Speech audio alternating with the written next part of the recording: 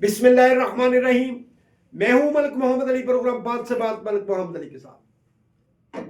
पूरी कौम को मुबारक हो कि अफवाज पाकिस्तान ने, पाकिस्तानी साइंसदानों ने फतह 4 मिसाइल का कामयाब इफ्तिताह कर दिया है।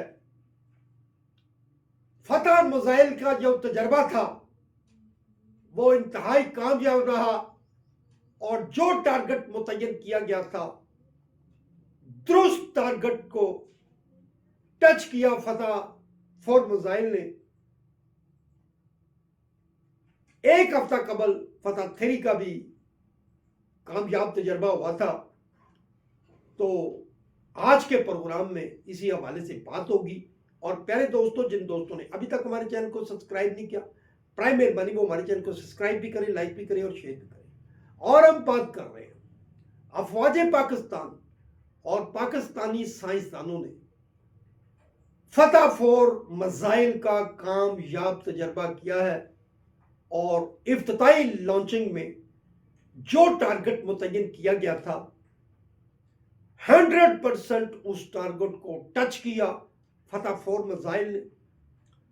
फतह 4 मिसाइल इंतहाई तेज रफ्तार और अपने टारगेट को 100% टच करने वाला बेहतरीन मिसाइल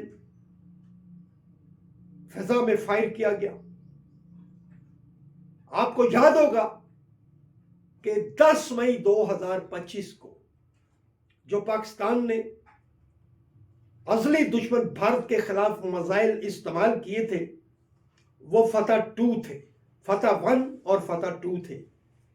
और उन मिसाइलों ने भारत के 26 से जायद अड्डों, फौजी पॉइंट्स को निस्तो नाबूद करके रख दिया था। भारत का S-400 सिस्टम भी तबाह हो गया था। अब पाकिस्तान ने फतह 3 का जो कामयाब तजर्बा किया, फतह 3 मिसाइल भी सैकड़ों मील दूर तक 100% अपने टारगेट को हिट करता है, बल्कि दीगर मवाद भी उसके साथ अपलोड किया जा सकता है। और अब जो फतह 4 मिसाइल का कामयाब तजर्बा हुआ, इससे दुश्मन जो है वो मुकम्मल तौर पर पाकिस्तान के फतह मिसाइल के शिकंजे में आ चुका है। अब भारत के कोई भी ऐसे पॉइंट्स पाकिस्तानी टारगेट से दूर नहीं होंगे जो कि भारत के ऐसे पॉइंट मौजूद हैं जिनको पाकिस्तान पल भर में मुकम्मल तौर पर तबाह करने की सलाहियत रख चुका है।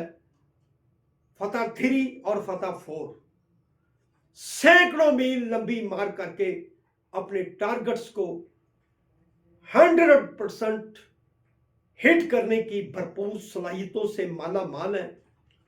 पूरी कौम को मुबारक हो और अफवाज पाकिस्तान को पूरी कौम मुबारक दे रही है कि जिन्होंने पाकिस्तान के दिफा को नाकाबिल तस्खीर बनाने के लिए फतह 4 मिसाइल का कामयाब तजर्बा किया। और अज़ली दुश्मन याद रखे, अगर उसने पाकिस्तान के खिलाफ मैली आंख से भी देखने की कोशिश की तो वो आंख फोड़ दी जाएगी। अब दुश्मन किसी भूल में ना रहे। सलाम पाकिस्तान, सलाम ओवरसीज, अल्लाह।